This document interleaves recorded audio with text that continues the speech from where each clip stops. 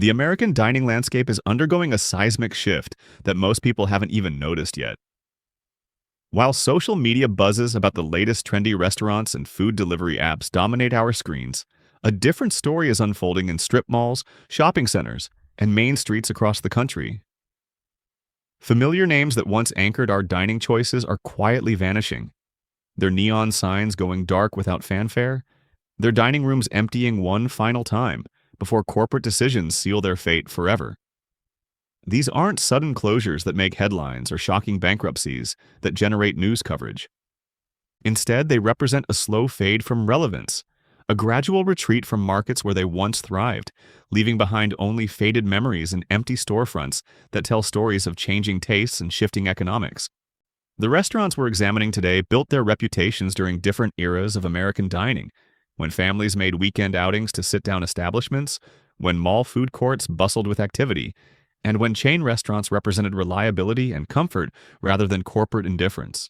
Today, we're exploring 8 restaurant chains that are disappearing from the American dining scene, not with dramatic closures or media attention, but through quiet retreats that leave communities wondering what happened to the places they once considered reliable fixtures in their dining routines. Number 8. O'Charley's. There was a time when O'Charley's represented the pinnacle of accessible fine dining across the American South. The chain built its reputation on hearty portions, reasonable prices, and an atmosphere that made families feel welcome, whether they were celebrating special occasions or simply enjoying weeknight dinners away from home. The restaurants featured comfortable booths, warm lighting, and menus that offered everything from perfectly grilled steaks to comfort food classics that satisfied multiple generations dining together. But something fundamental has shifted within the O'Charley's organization, and the changes have been so gradual that many customers didn't realize what was happening until their local restaurants simply weren't there anymore. Corporate communication has become virtually non-existent, with official websites offering outdated information and social media accounts that haven't been updated in months or even years. Franchise locations operate with minimal oversight, creating inconsistent experiences that vary dramatically depending on which restaurant customers happen to visit. The menu that once offered reliable quality across all locations now suffers from ingredient sourcing problems that affect both taste and presentation. Signature dishes that built customer loyalty arrive prepared differently than previous visits, often with smaller portions and lower quality components that don't justify the pricing structures that have remained largely unchanged. Kitchen staff turnover has created preparation inconsistencies that make ordering favorite items feel like gambling rather than dining. Service standards have declined as training programs have been eliminated or substantially reduced, leaving servers unfamiliar with menu details and unable to provide the attentive service that once differentiated O'Charley's from purely fast casual alternatives. Wait times have increased, while order accuracy has decreased, creating frustration for customers who chose sit-down dining specifically to avoid the problems associated with quick service establishments. The physical condition of many locations reflects the broader organizational neglect. Dining rooms that once felt warm and inviting now show signs of deferred maintenance, with worn carpeting, cracked vinyl seating, and lighting fixtures that haven't been updated in years. Restroom facilities often lack basic supplies, while parking lots develop potholes that remain unrepaired for months. Corporate strategy appears focused entirely on cost reduction rather than customer experience improvement. Menu prices have increased substantially while portion sizes have decreased, creating value perception problems that drive customers toward competitors offering better deals. Promotional campaigns have become rare, and when they do appear, they often exclude popular menu items or carry restrictions that make them difficult to use effectively. The breakfast program that was supposed to drive morning traffic has struggled with execution problems that highlight broader operational issues. Morning menu items frequently suffer from ingredient shortages, while preparation methods don't align with customer expectations formed by specialized breakfast establishments. Coffee quality has become particularly problematic, with brewing equipment that seems poorly maintained and beverage options that taste generic compared to dedicated coffee shops. Number 7. Friendly's. The decline of Friendly's represents the loss of something genuinely irreplaceable in American family dining culture. This was the restaurant chain that defined weekend breakfast experiences for multiple generations, where families gathered for leisurely meals that combined quality food with genuine hospitality in environments designed to accommodate everyone from toddlers to grandparents. The ice cream sundaes were legendary, the breakfast portions were generous, and the service staff seemed genuinely invested in ensuring every customer left satisfied. What made Friendly's special wasn't just the food, though the buttermilk pancakes and home-style breakfast platters certainly earned their reputation.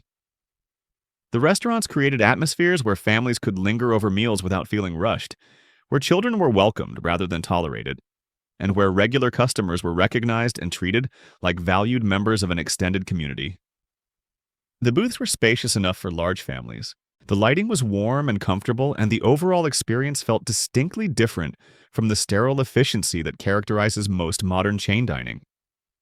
The ice cream component that gave Friendly's its unique market position has become a liability rather than an asset, as operational complexities have increased while corporate support has decreased. Equipment maintenance for ice cream preparation requires specialized knowledge and consistent attention, but many locations now operate with undertrained staff who struggle to maintain the quality standards that once made Friendly's desserts destination worthy. Menu simplification efforts have removed many of the regional specialties and seasonal offerings that gave regular customers reasons to return frequently. The breakfast selection that once featured dozens of combinations now offers basic options that compete directly with establishments that execute similar items more efficiently and at lower prices. Lunch and dinner menus have been stripped down to generic offerings that lack the distinctive character that once made Friendly's a deliberate dining choice rather than a convenience option. The few remaining locations operate with such inconsistent standards that customers never know what to expect from visit to visit. Some restaurants maintain acceptable food quality and service levels, while others feel completely abandoned by corporate oversight, with equipment breakdowns that quality. Staff affect both service speed and food preparation training appears minimal, resulting in order accuracy problems and preparation methods that vary wildly between individual locations and even between shifts at the same restaurant. Pricing strategies have pushed Friendly's out of competitive ranges for most menu categories while failing to deliver the premium experience that might justify higher costs. Family meal deals that once represented genuine value now cost nearly as much as upscale casual dining options, while individual item pricing makes simple breakfast orders feel overpriced compared to specialized breakfast establishments that offer superior food quality and faster service. The nostalgia factor that corporate marketing continues to emphasize feels increasingly disconnected from operational reality, creating disappointment rather than satisfaction when longtime customers discover that their cherished memories don't match current restaurant experiences. Number 6. Boston Market. The promise of home-style cooking without the hassle once made Boston Market a revolutionary concept in American dining. Families could enjoy rotisserie chicken, creamy mashed potatoes, and seasonal vegetables that tasted like genuine home cooking without spending hours in the kitchen or dealing with cleanup afterward. The cafeteria-style service allowed customers to see their food before ordering, while the comfort food menu appealed to multiple generations seeking familiar flavors in convenient formats. But behind the warm marketing messages and nostalgic menu descriptions, Boston Market has been struggling with operational problems that extend far beyond typical restaurant challenges. Legal disputes with suppliers, franchisees, and even employees have created a corporate environment focused more on survival than customer satisfaction. Multiple locations have closed abruptly, sometimes leaving employees without final paychecks and customers holding gift cards that suddenly became worthless. The rotisserie chicken that built the brand reputation has suffered from quality control problems that affect both taste and safety standards. Equipment maintenance has been deferred at many locations, resulting in inconsistent cooking temperatures and preparation methods that produce dry, overcooked proteins rather than the juicy, flavorful chicken that originally attracted customers. Side dishes that were once prepared fresh throughout the day now sit under heat lamps for extended periods, developing textures and flavors that bear little resemblance to home-style cooking. Corporate communication has become virtually non-existent, with official websites displaying outdated information and customer service channels that rarely respond to inquiries or complaints. Franchise operators describe feeling abandoned by corporate support, while customers report visiting locations only to find them permanently closed without any advance notice or explanation. The few remaining restaurants operate with skeletal staffing that struggles to maintain basic service standards during even moderate busy periods. Menu pricing has remained at premium levels despite food quality declining and service standards, creating value perception problems that drive customers toward competitors offering similar comfort foods at better prices with more reliable execution. The catering services that once represented a significant revenue stream have been scaled back or eliminated entirely at most locations, removing one of the primary differentiators that justified choosing Boston Market over traditional fast food alternatives. Number 5. California Pizza Kitchen. The concept that brought gourmet pizza to shopping mall food courts and upscale casual dining seemed perfectly positioned for long-term success. California Pizza Kitchen offered innovative flavor combinations, fresh ingredients, and dining environments that appealed to customers seeking something more sophisticated than traditional pizza chains, while remaining accessible to families and casual diners. The bankruptcy proceedings that restructured the company were supposed to eliminate debt burdens and streamline operations for improved profitability. Instead, the financial reorganization seems to have accelerated the decline by reducing corporate investment in location maintenance, staff training, and menu development. Many restaurants now operate with outdated equipment, tired decor, and limited staffing that affects both food quality and service consistency. Mall locations that once benefited from heavy foot traffic now suffer as shopping centers lose anchor tenants and customer visits decline. The casual upscale positioning that worked well during economic prosperity feels overpriced and unnecessary when families are seeking value-oriented dining options. Menu innovations that once kept regular customers interested have been replaced by cost-cutting measures that prioritize profit margins over culinary creativity. Kitchen operations have been simplified to reduce labor costs, but the changes have eliminated many of the preparation techniques that made California Pizza Kitchen offerings distinctive from competitors. Pizzas arrive with sparse toppings and generic flavors that don't justify premium pricing, while appetizers and salads seem mass-produced rather than freshly prepared. Service training has been reduced to basic order taking rather than the knowledgeable recommendations that once enhanced the dining experience. The wine and beverage programs that once complemented their upscale positioning have been scaled back significantly. Many locations now offer limited selections from basic suppliers rather than the carefully curated options that once attracted adult diners seeking a more sophisticated casual dining experience.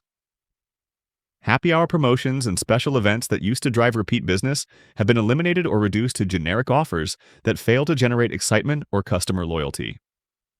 Number 4. Ruby Tuesday. There was a time when Ruby Tuesday represented the gold standard for casual family dining across suburban America. The salad bar was legendary, offering fresh ingredients and creative combinations that made healthy eating enjoyable and convenient. The burger selection featured bold flavors and generous portions, while the overall menu provided options that satisfied diverse family preferences in comfortable environments designed for lingering conversations and relaxed meals. The decline has been particularly painful to witness because Ruby Tuesday locations often served as community gathering places where families celebrated milestones, friends met for casual dinners, and business associates conducted informal meetings over reliable food and attentive service. The restaurants occupied prime real estate in shopping centers and standalone locations, making their gradual disappearance a visible reminder of changing dining preferences and economic pressures. Corporate restructuring efforts have focused primarily on cost reduction rather than addressing fundamental customer experience issues that drive declining patronage. The famous salad bar has been eliminated at most locations, removing the primary differentiator that attracted health-conscious diners and families seeking fresh vegetable options. Menu simplification has resulted in generic offerings that compete directly with establishments that execute similar items more efficiently and at lower cost points. Kitchen staff reductions have created preparation bottlenecks that result in longer wait times and inconsistent food quality, particularly problematic for a casual dining format where customers expect reasonably quick service without sacrificing food quality. The burger preparations that once featured hand-formed patties and creative toppings now rely on pre-formed alternatives that cook faster but deliver less satisfaction and distinctive character. Service standards have declined as training programs have been eliminated and staffing levels reduced to unsustainable levels. Servers struggle to provide attentive service to multiple tables while also handling takeout orders and delivery preparations, creating rushed interactions that feel impersonal compared to the welcoming hospitality that once defined the Ruby Tuesday experience. The physical condition of remaining locations reflects the broader corporate neglect, with dining rooms that show signs of deferred maintenance and decor that feels dated rather than classic. Equipment breakdowns affect both kitchen operations and customer comfort, while parking lot maintenance has been ignored to the point where many locations feel unwelcoming before customers even enter the restaurants. Number 3. Perkins Restaurant and Bakery. Small-town America is losing one of its most reliable dining anchors as Perkins locations quietly disappear from communities where they served multiple generations of families seeking comfort food, friendly service, and gathering places that felt like extensions of home. These weren't just restaurants, they were institutions where morning coffee groups met daily, where families celebrated after church on Sundays, and where travelers found familiar comfort in unfamiliar towns. The bakery component that gave Perkins its distinctive identity has been largely abandoned, with most locations no longer offering the fresh pies, muffins, and breakfast pastries that once drew customers throughout the day. Prepackaged desserts from commercial suppliers have replaced the in-house baking that made Perkins special, eliminating both the aromas that welcomed customers and the quality that justified return visits. Breakfast service that once operated with precision and consistency now struggles with basic execution, as experienced kitchen staff have been replaced with inexperienced workers who lack proper training and preparation techniques. The pancakes arrive unevenly cooked, the eggs are frequently overcooked or undercooked, and the hash browns often taste like they've been sitting under heat lamps far longer than food safety guidelines recommend. Coffee quality has become particularly problematic for a restaurant format that depends heavily on morning customers who expect reliable beverage service. Brewing equipment appears poorly maintained, while coffee beans seem to be sourced from the lowest cost suppliers available rather than the quality blends that once made Perkins coffee worth ordering. Refill service has become sporadic, as staffing reductions leave servers unable to maintain the attentive service that coffee-focused customers require. The 24-hour service that made Perkins valuable to shift workers, travelers, and late-night diners has been eliminated at most locations, removing a significant competitive advantage and revenue stream. Limited operating hours have pushed away customers who relied on Perkins for meals outside traditional dining times, while the reduced staffing that enabled cost savings has created service bottlenecks during remaining operating hours. Number 2. TGI Fridays. The restaurant that once embodied the spirit of weekend celebration and after-work socializing has become a shadow of its former self, operating with the hollow enthusiasm of a party that ended years ago, but nobody bothered to turn off the music. Walking into most remaining TGI Fridays locations feels like entering a time capsule from the 1990s, complete with faded memorabilia, worn booth seating, and an atmosphere that desperately clings to relevance in a dining landscape that has moved far beyond its original concept. The decline started subtly, with corporate decisions that prioritized short-term cost savings over the experience investments that built customer loyalty. The signature flair bartending that once drew crowds and created memorable experiences was eliminated at most locations, removing one of the primary differentiators that made TGI Fridays a destination rather than just another casual dining option. Happy hour promotions that once packed restaurants with office workers and social groups were scaled back or eliminated entirely, eliminating the revenue streams that sustained operations during traditionally slow periods. Menu engineering focused on reducing food costs rather than maintaining the quality and creativity that once made TGI Fridays offerings worth the premium pricing. The loaded potato skins became smaller and less generously topped, while signature entrees were reformulated with cheaper ingredients that fundamentally altered taste profiles customers had come to expect. Appetizer portions shrank while prices remained static, creating value perception problems that drove away cost-conscious diners seeking social dining experiences.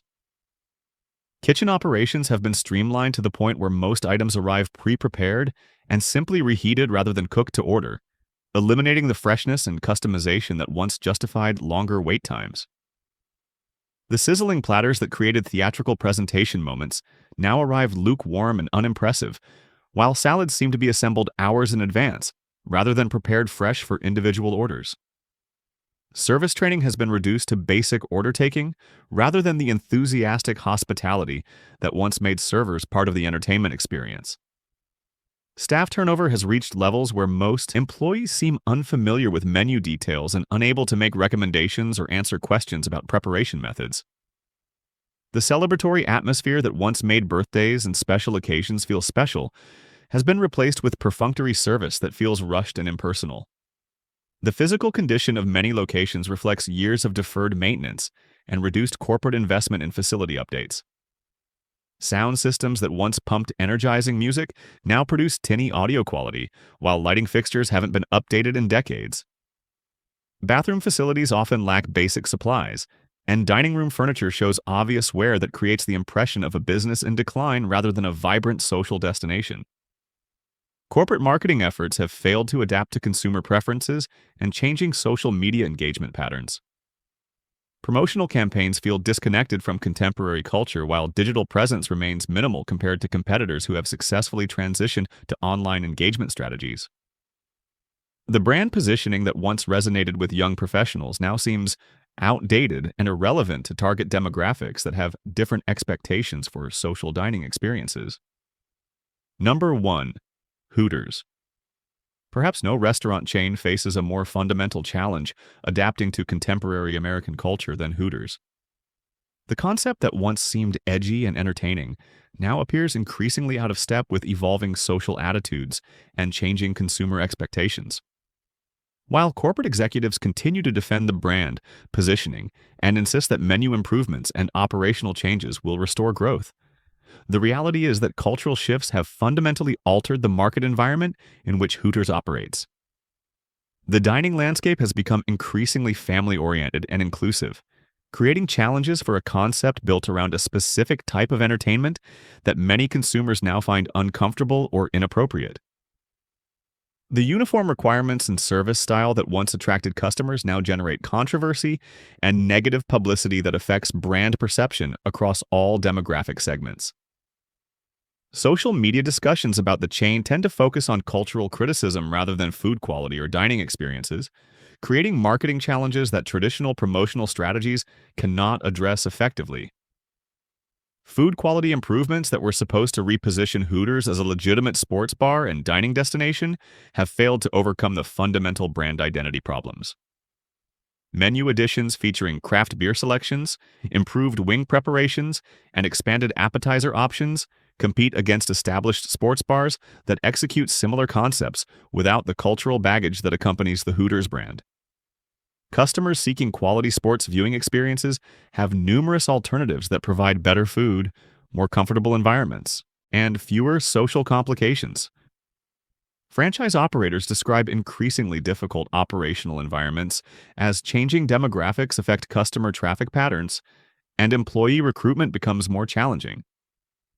Many locations struggle to maintain adequate staffing levels as potential employees seek opportunities that don't require participation in the brand's specific service concept.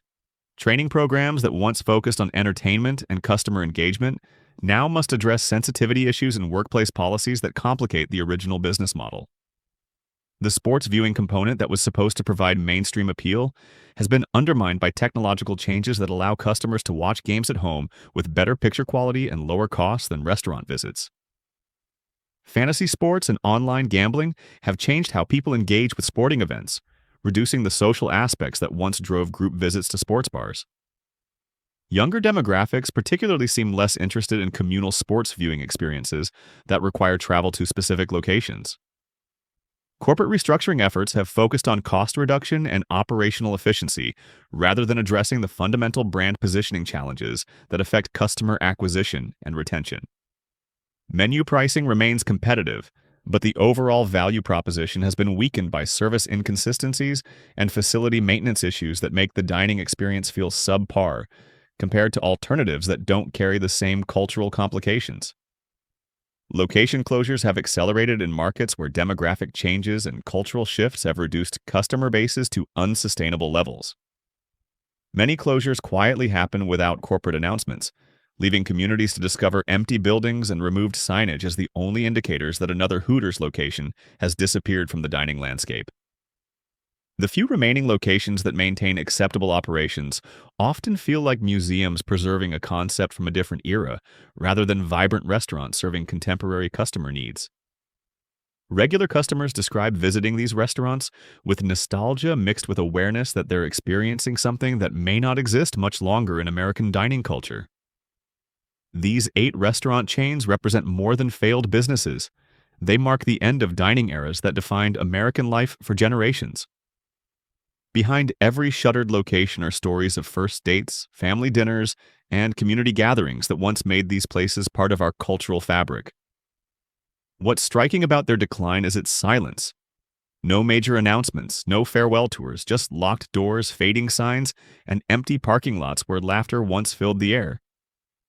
The gradual disappearance of these familiar names reflects how profoundly the restaurant industry has changed. These brands thrived when dining out was an event. When families planned meals together, loyalty mattered, and restaurants offered connection, not just convenience. But today's world moves faster. Consumers favor speed, affordability, and variety over tradition, and loyalty has become as fleeting as the next delivery app promotion. The transformation sweeping through American dining isn't just economic, it's cultural. We're witnessing the quiet fading of shared rituals replaced by transactions designed for efficiency rather than experience. The next time you pass a darkened restaurant you once loved, remember, it didn't just serve food, it served moments that connected people. The loss of these chains isn't just about market trends, it's about the changing heart of how we eat, gather, and remember. And these 8 closures may only be the beginning of a larger story reshaping the way America dines.